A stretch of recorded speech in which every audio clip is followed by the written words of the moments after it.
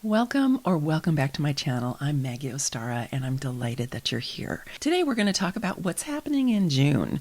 This is the major themes video for the human design transits that'll be happening in the month of June, focused primarily on the sun and the earth, but we do look at the bigger themes and what's going on with the outer planets as well.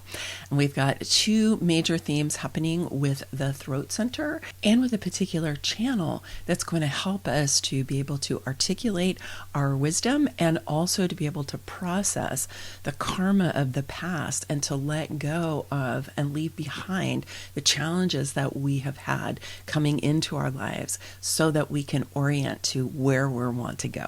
All right, let's go ahead and dive in.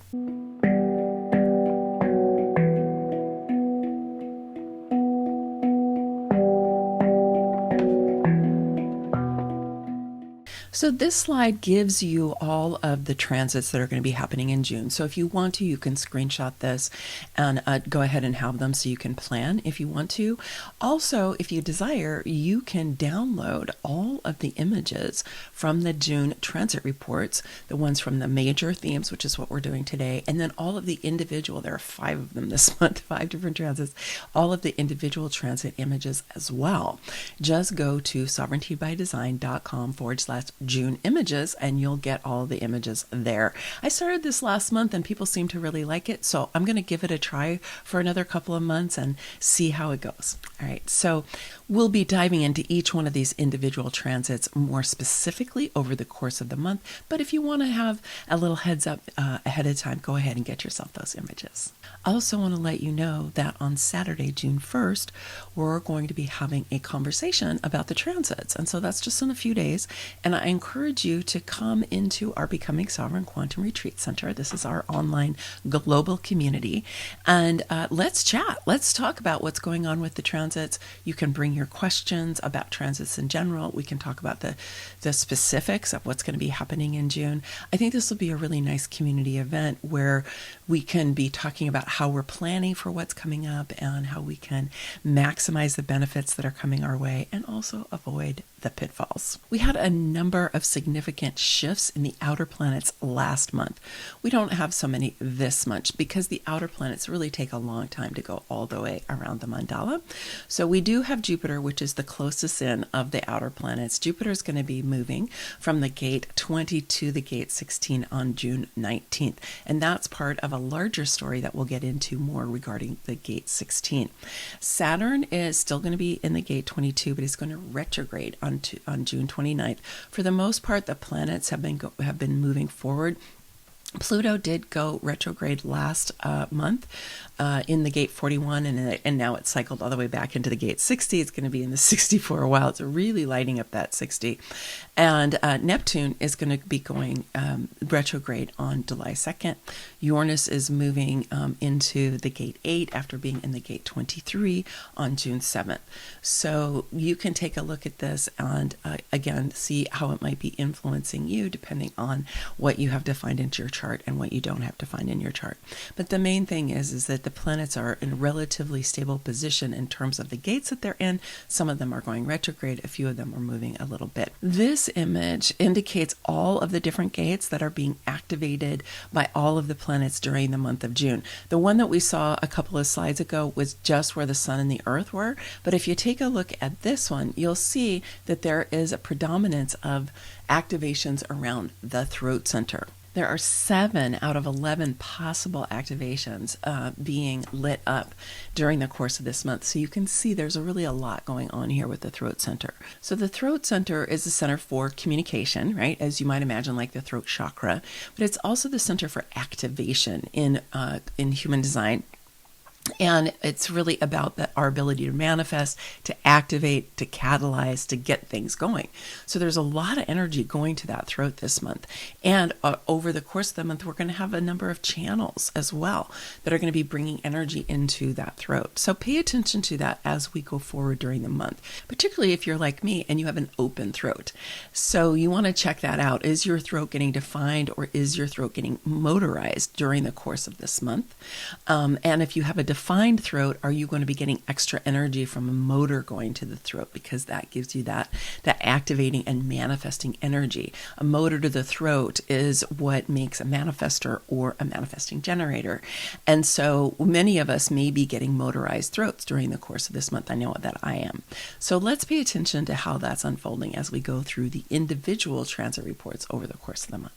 And we have a particular story going on with the gate 16. So the gate 16 is over here on the throat, and it's known as skills in traditional human design, or zest in quantum human design. I love that, zest. Doesn't it just make you excited and uplifted and kind of like, what's happening with zest, right? When you think about it. It's also kind of known as the ready, fire, aim gate, because it's the just do it. Like, let's just go for it. Let's get things going. Let's move things along. Let's make things active. So we have this lit up over the course of the month. It's an interesting story because there are 5 different planets that are going to be activating that gate 16. So the sun was here at the very end of May. Okay, it's right here because I'm releasing this at the end of May. Then Venus moved in at the end of May through June 1st.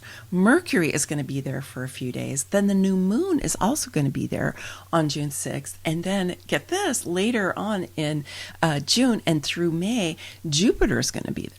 So one way for us to think about this is that these different, the sun, Venus, Mercury, and the moon are all kind of lighting this up and helping us feel this sense of zest and let's go for it energy in slightly different ways over the course of the month. And then Jupiter is going to be there for almost a month on its own. And Jupiter is the god of expansion, right? Jupiter's like, we're going to really expand this energy. So it's almost like we're getting little appetizers of what it's like to be feeling this gate 16. I don't have this defined in my chart, so I'm going to be very interested to see how I'm experiencing this as it goes along. And then we're going to get like a meal with Jupiter. We're going to get a whole meal of the gate 16. And so when the sun is lighting something up, it's what we're shining out into the world. When Venus is lighting something up, it has to do with our values and our divine feminine energy. When Mercury is lighting it up, it's what we're here to communicate and what to talk about, which is really interesting because it's on the throat center, which is, of course, is about communication as well. The new moon is kind of where we start this upcoming cycle. And so you can seed in that gate 16 on the new moon on June 6th. And then Jupiter, like I said, is going to be coming back into the 16 and is going to say, okay, what are all the different things that you've been feeling? What are the tastes that you've had over the course of these last few weeks? And now, what do you want to expand of this energy in the gate 16? Now, what makes this even more interesting is that the south node of the moon is sitting in the gate 48. The gate 48 is the mate of the gate 16. So the 16 is here, the 48 is down here on the spleen. So we're going to get a complete channel during all of these different transits of the gate 16. The 48 is lit up by the south node. It's going to be lit up until later on in July, just about when Jupiter is going to leave at the 16, then the south node is going to leave the gate 48. But during the course of this, I guess it's about 7 weeks, we're going to be having a lot of activations of this particular channel. So let's talk about the south node just a little bit.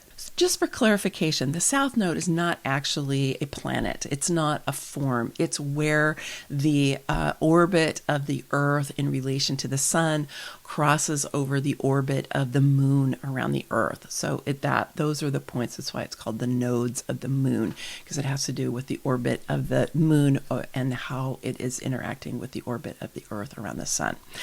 So the south node is known as what we bring in with us. It's associated with karma, for example. It's associated with past lives. Like, what is it that we brought in with us to this life that we then need to pay attention to, that we need to heal, that we need to reclaim, because sometimes we have positive attributes, right, that we've developed in past lives, and we want to bring them in and expand them in this life. But a lot of times it's associated with what do we need to process, what do we need to heal, what do we need to let go of. Now, the mate of the 16 is the 48, and the 48 is depth or the well in traditional human design. That's what it's called in the I Ching as well. or wisdom in quantum human design. It's a beautiful energy. I have this gate defined in my chart. It's, like I said, it's on the spleen. I think that this energy really has helped me to be a lifelong learner, helped me to get my PhD and to continue to be a scholar through the rest of my life. I think it's just really helped me around my desire for learning, because it is great for research. It's great for living life experience and really kind of digesting one's life experience so that it becomes wisdom. Because wisdom is not information. Wisdom comes from where we've taken information, we've taken data, we've taken things that we've learned, and then we run it through our own lives. And as we do that, we learn more and more things, because life experience is really what teaches us more than information or data or anything like that. It's when we take that and we apply it that we truly learn. And so the 48 is also about that application. Now, if we think about the south node lighting up the 48, and I was talking about the south node being associated with karma and past lives, then the opportunity for us here, the question, really while the south node is in the 48 this whole time that it's there, but particularly while the 16 is also being lit up, is how are we understanding, how are we developing wisdom from the way that we process our karma, right? How we heal our karma, how we heal whatever it is we brought in with us. You can also think of it just as what happens from early life as well, because usually what's happening in early life is related to our karma anyway. So, and because it's collective, the question is how are we collectively processing our karma? How are we coming to deeper wisdom about the past that is still alive in the present in some way? How can we really go deep with that and develop a deeper and deeper sense of wisdom? So that's the south node in the 48. Then we've got this cycling through of these different planets through the 16, which is it giving us voice to that wisdom. It's giving us the opportunity to express this and just go for it. Because if the fear of the 48 is the fear of not knowing enough, right? Because that is kind of what can happen with it in the disempowered expression. Like, I need to learn more. I need to research more. I'm not ready for anything, right? Whereas the 16 is like, let's just go for it. Come on, let's go, let's go, let's go. I've got zest. I've got energy. Let's do it, right? And so the 16 is saying, hey, let's express that. Let's just go for it. Let's take the benefits and the wisdom that we've developed by processing and understanding our karma, and let's express it. Let's get it out there, right? And again, if we just look at cycling through the planets and the different ways that they're saying that, the sun is like, how are we shining out into the world a deeper understanding of our wisdom that we have about the past? Or Venus is saying, how are we going to remake our values, update our values with a lens of the divine feminine, having to do with the wisdom that we've developed in terms of looking at our karma and our past? How is Mercury helping us to express that, to be able to communicate about it, to bring it out into the world? How is the new moon inviting us to seed for ourselves at the beginning of this new moon cycle? The understanding that we have from our wisdom of processing the karma, right? What seeds do we want to plant around that then will go during the rest of the month? And then Jupiter says, what are you going to want to expand in terms of your new insights, your new levels of understanding, your deeper wisdom that's coming about our understandings of the past and our karma? What are you going to want to expand? So these little appetizers that we're getting in that gate 16 is preparing us and inviting us to say, hey, what do you think about this? What's your perspective on this? How do you want to up-level your understanding, in this way or this way or this way? And then Jupiter's like, all right, are you ready to expand that? Are you ready for it to get bigger? Because here's the thing, if you're in a negative state with your karma, if you haven't done the work of processing that past, right, what you brought in with you, if you're still like holding on to old patterns that don't work for you, things you haven't been willing to look at, that's also going to expand. Jupiter's going to expand that as well, right? And you're likely to be giving more voice to that. So No, you don't want to do that. So you have this opportunity, right? The planets are giving you a soul curriculum during the course of this month, where you get to really take a look at how am I living out of my past? How can I have a deeper wisdom about it so that I can move forward into my life in a more uplifted, more enlightened, and more empowered way? June also brings us one of the solstices. Here in the Northern Hemisphere, this is the summer solstice. So this is the time of the greatest expansive energy of the entire year here in the Northern Hemisphere. Let's just take a quick look at this slide that shows us what happens with the solstice. And this is the summer solstice. Again, this was created by somebody who is in the Northern Hemisphere. And you can see because of the tilt of the Earth on its axis, right, as it's rotating around the sun, we get different parts of the earth that are showing to the sun greater or less, depending on the course of the year. So for the summer solstice, and if you're in the southern hemisphere, you can see you're down at the at Antarctica, where in Antarctica there is 6 months of night. There's no light going there, right? Where in the Arctic, when the northern hemisphere, it's all light all day long.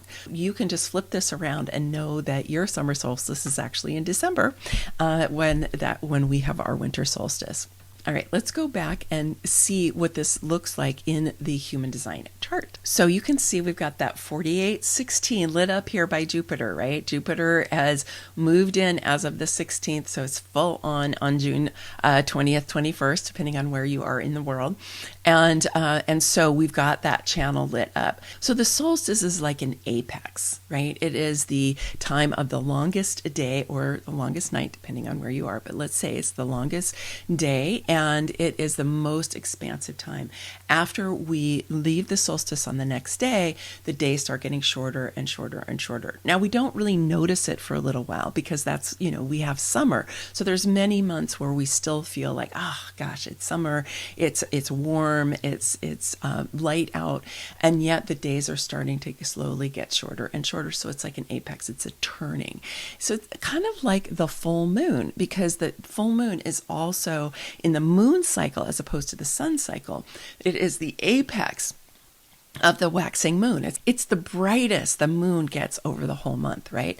And then as soon as the full moon is over, it starts waning, right? It gets smaller and smaller. So in a way, the moon cycle and the sun cycle really mirror each other. And get this, on the solstice, we also have full moon in Capricorn on the solstice as well. So we've got the most expansive solar cycle and the most expansive moon cycle right on top of each other. So Capricorn is ruled by Saturn, and Capricorn is the mountain goat, right? Capricorn is able to find a way up the steepest slopes to move in areas that other people think are really dangerous, but by methodically moving and finding its way, it will get to its destination. We've got this Capricorn moon that is really asking us, have we been developing our personal discipline? Have we been paying attention to ourselves?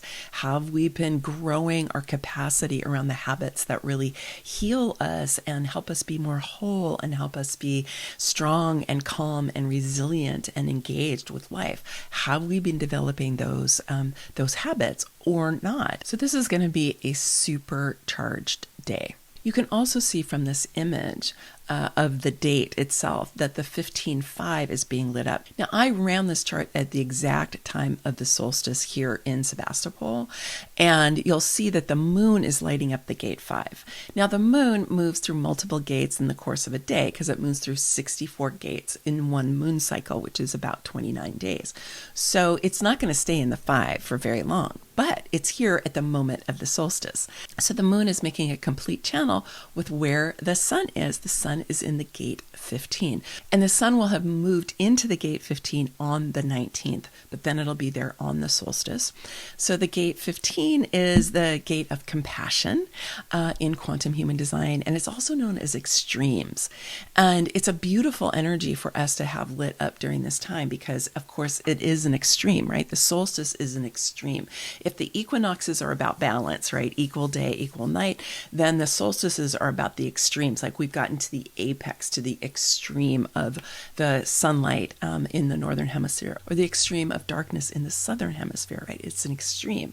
So then here we've got the 15, which is also extreme. Interesting. Coincidence? I doubt it. And then we've got that moon lighting up the 5. So the 515 is a really beautiful channel, and it is associated really with the living world. It has a way of working with rhythm, because that 5 is about rhythm. And so here we are having this gate lit up during a day that's all about rhythm, right? Again, extremes. We're looking at the apex of the moon cycle and the apex of the sun cycle. So all of this is happening at the same time. So you have an opportunity during this time to be really looking at, what is my relationship to the cycles of nature? What is my relationship to these moon cycles? What's my relationship to these sun cycles? And am I in alignment with them, or am I living in a digital world, an artificially lit world that is leading me to disconnect from what's happening in the living world, right? Or am I paying attention to the fact that the days are really long or the days are really short, depending on where you are? Am I paying attention to that? How am I caring for myself? How am I paying attention to what's actually happening out in that living world? I know for me, like the garden really helps me stay aligned with what's going on in the living world. And we are moving into harvest time. So some of the things we planted early in the spring, full on harvest. Other things that are just coming online, more of the summer squashes and the tomatoes and the peppers and the beans and all of that comes on stronger now, starting during this time. We're going to be moving more into harvest season after the solstice. So for me, working in the garden really helps me to align with what's going on in the living world. It constantly is a reminder that the cycles are changing and that I'm not separate from them. Because see, our digital world and our artificially lit world and our artificially temperature controlled world lead us to believe that we're not a part of that living world. But nothing could be further from the truth. We're actually intimately connected, and it's that sense of being disconnected that leads to a lot of ill health. So you have a supercharged day on the solstice for you to be looking at this and diving into it. Pay attention to this boost of compassion. So this channel is also collective. It's also in the logic circuit, just like the 1648, like we were talking about earlier. So it's also in the logic circuit, and it's about patterns. And in this case, it's about the rhythm of the natural world, like I said. So you can look at, this gate 15 is being lit up by the sun. And we'll talk more about this when we get to that time. And I'll be digging more into this in the individual transit report that'll come out around the 19th. But for now, you can be really looking at, how can I be building my compassion on a collective level? And we have lots of opportunity because, there's a lot of challenge and chaos and turbulence that's going on in the collective. So how can you build your heart energy around this sense of compassion for humanity? Right? For your fellow people. A lot of people are challenged, they're suffering. You may be feeling that way also. But when we can bring compassion into our hearts for ourselves and for others, it's such a balm for us regarding any suffering that we have. So you're really being invited during this time to build that sense of compassion for yourself and to infuse all of your interactions with other people with that positive energy. We have several different events that are coming up in the month of June in the Quantum Retreat Center. One of them I already mentioned, which was the conversation about the transits. I think that could be a really juicy conversation. I hope that you're coming. I'm also going to do a session on Ask Me Anything.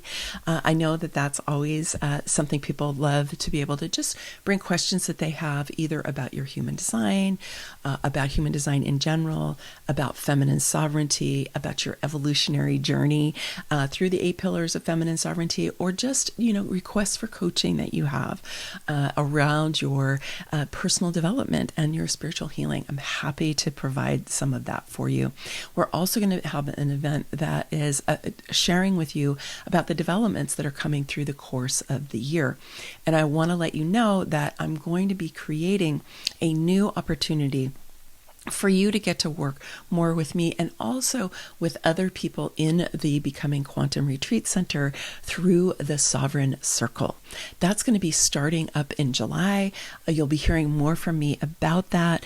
And this is an opportunity for those of us who want to have a regular community of practice, of purpose, of passion, having to do with growing ourselves into our full potential using human design and some of the topics from feminine sovereignty to do that. So some of this will involve teachings, many of it will involve practices and application and ways that we take conceptual knowledge and then we work with it in our lives intuitively and creatively. So stay tuned for more about that. I hope that you'll join us for one or more of these events and that you'll decide if you want to come into the Sovereign Circle. I would love to have the opportunity to connect and work with you more in person so we actually get to meet. All right. Many blessings. Much love. Bye for now.